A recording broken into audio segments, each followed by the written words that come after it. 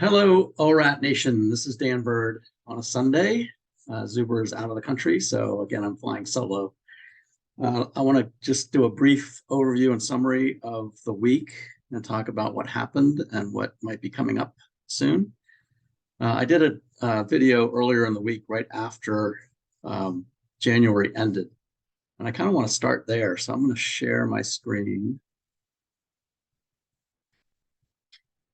And we'll take a look at the January barometer.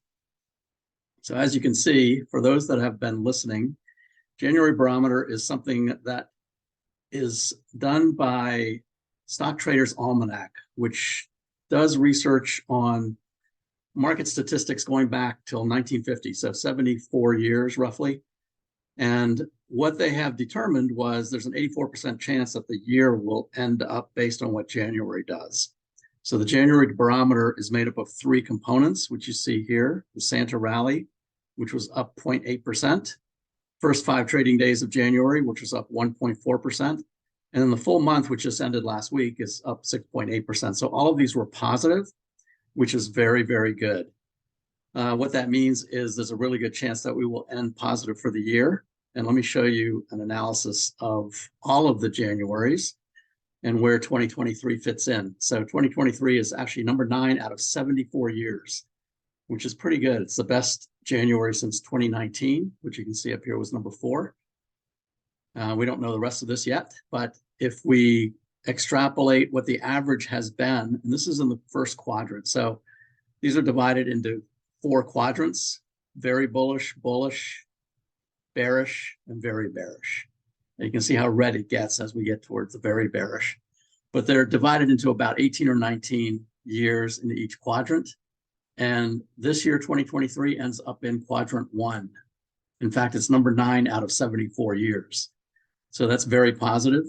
Quadrant 1 has, on average, ended the year. So from February to December, the rest of the year has ended 15% or higher on average. So if we calculate 15% based on the low, which was 34.91, that would put us at about 4,700 for the year. And I'm going to show you what that looks like on a chart here in a second. So that's all very positive. The January barometer ended up really well. We'll see how it pans out. Now, none of this is a guarantee, of course. And I am not a financial advisor, so I'm not giving you recommendations on what to buy or sell. I don't know what your risk tolerance is. This is mostly for educational purposes. But if you'll take a look at what the S&P looks like right now and what the January barometer looked like, so we finally broke out of 4,100, which is an area that we needed to get above in order to create a higher high. We have not had a higher high all year since the beginning of this downtrend. We now have one. So it closed above 4,100, which was above the previous high. So that created a higher high. We already had a higher low, which you can see right here. So the low was here in October, 34.91. We have a higher low here. Now we have a higher high, which means that the downtrend is over. We are now in a new uptrend. So the market should continue higher through the rest of the year. However, it's important to understand that that doesn't mean it's going straight up. In fact, it's had quite a good run, so it needs to actually come back. It would be healthy for it to retrace some of that. And the reversion to the mean is at about 21-day moving average, which is that blue line right there. And this image right here, this candle, it's called a gravestone doji, which I included in my newsletter this week. Let me show you for those that are interested. If you'd like to participate in my newsletter, I send this out every Saturday. You'll get a Saturday or Sunday. Just send me an email to breakpointtrading@gmail.com. There's no charge for it. I can add you to the list. And if you ever want to be taken off, just send me a note and I'll remove you. That's no big deal. And I put little cartoons like this in there too. So right now we can start buying the dips, but you have to wait for a dip. So I'm not recommending buying this next week because I think the market's going to probably retrace. We had non-farm payrolls last week, which blew away the number. You can see right here, and I put these in every week, what the upcoming calendar looks like. So they were expecting 185,000. declining from the previous month. We ended up with 517,000. That number looks a little suspect to me because conveniently it comes just before the Biden speech in front of Congress, his annual report. The unemployment rate, though, dropped to 3.4%, which is really, really very low. I'll show you something on that in a second. But if you'd like to get the newsletter, just send me an email to breakpointtrading@gmail.com, and I'd be happy to put you on the list. In my newsletter, one of the things that I mentioned was that a gravestone doji, which is right here, and for those that may not realize this, that do get the newsletter, I sometimes put links in there to explain some of the things that I talk about. So I put a link in there to the gravestone doji, which you can see right here. I just showed you that. Gravestone doji, if I click on that, it takes me to Investopedia, explains what a gravestone doji is. It is a reversal pattern, bearish reversal pattern. So many times the market, it's an indication or a warning sign that the market might be reversing. So it says gravestone doji implies that a bearish reversal is coming.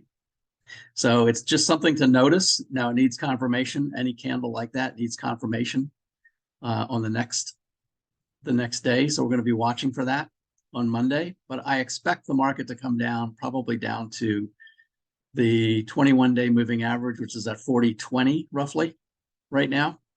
It could go even further below that, but that actually would be healthy for the market. And that's what I mean by looking for a buyable dip. So if it does get down here and then starts back up, you don't just buy it just because it hits here, because it could just keep going through.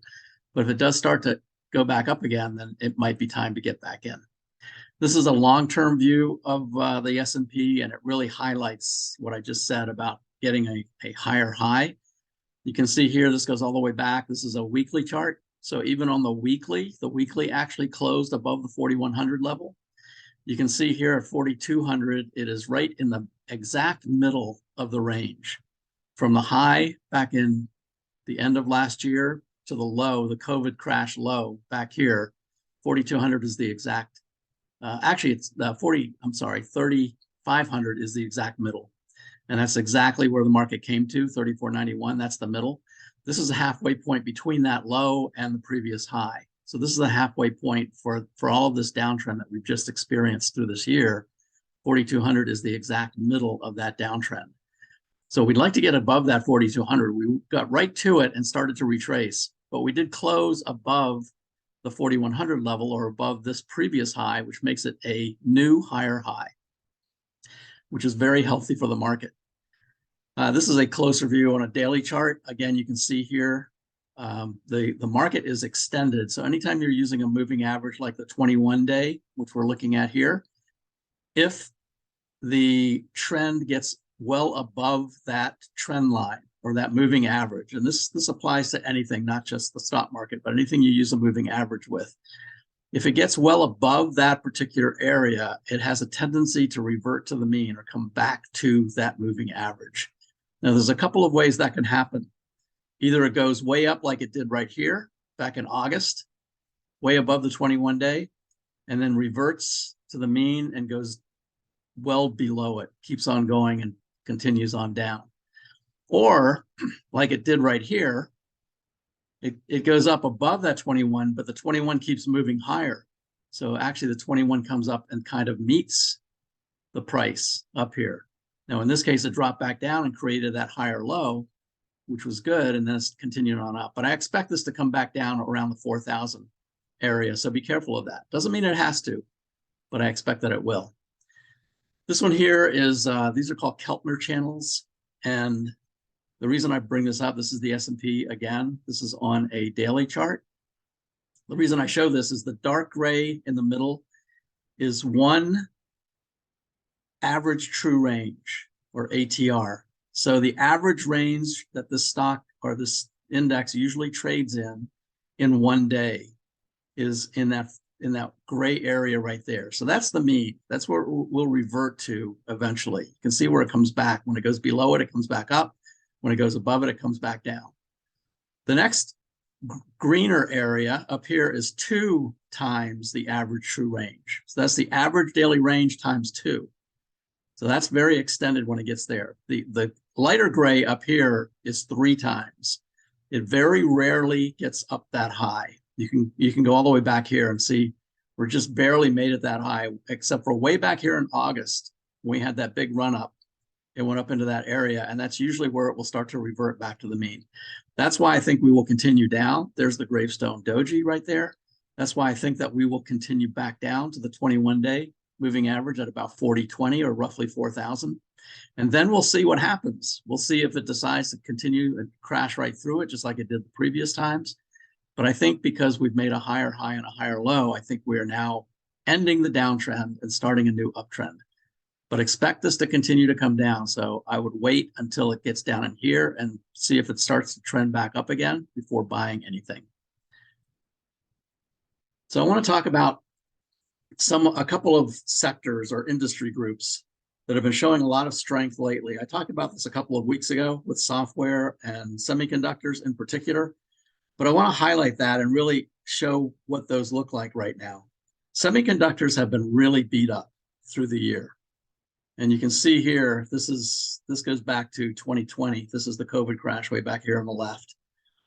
You can see how they just ran up, and this is a 21-day and a 50-day, the blue and the red lines, and then the 200 is the dashed gray line down here. So you can see how it ran up really nicely from the COVID crash all the way to the high at the end of 21. And then the blue line, the 21, went through the red line, and for the most part has stayed below it, except for in August where we had that big rally, and then it went back below it again. Now we came above it here in November, and then the beginning of January, we came back and touched it and then started back up again. So that's very positive. It's a different look. So things have changed now. And we're now back above the 200-day moving average as well, which is very positive too. So semiconductors are looking really good right now. Again, you have to be careful because it's very well extended, and these could easily come back down to the 21-day. But it looks like a new trend has developed on semiconductors. Here's a closer look of semiconductors. This is a daily chart, closer look of just the last 6 months. And you can see here how it's run up very nicely. The 8-day has crossed the 21-day, and it's up again, starting to come back down. The same gravestone doji that we saw on the S&P is apparent here on the semiconductors. So it's very positive. I think these really need to lead. These are growth stocks, so really need to lead the market higher. But expect to see a little retracement before it starts to go back up again. That might be a good time to get in, good time to buy the dip. Let's look at software. Software is just beginning its run, I think. So the price itself has gone above the 200-day moving average, but the 21 and the 50 have not yet. As opposed to semiconductors, you can see where the 21 and the 50 have already gone above their 200-day moving averages. But if we look here on software, it's just beginning its run. Again, it probably will retrace it as well and come back down first. But software stocks are some that you might want to start looking at. So that's what it looks like. Software actually had a little bit more of a sell-off on Friday than semiconductors did, but it looks very similar. I'm expecting this to come back down, and then if it turns around and starts back up, might be a good time to buy the dip.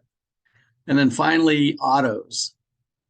Autos may just be beginning their run. However, they're well below their 200-day moving average still. And if you kind of draw a line, mentally draw a line, I can actually annotate this. This is using stock charts, by the way.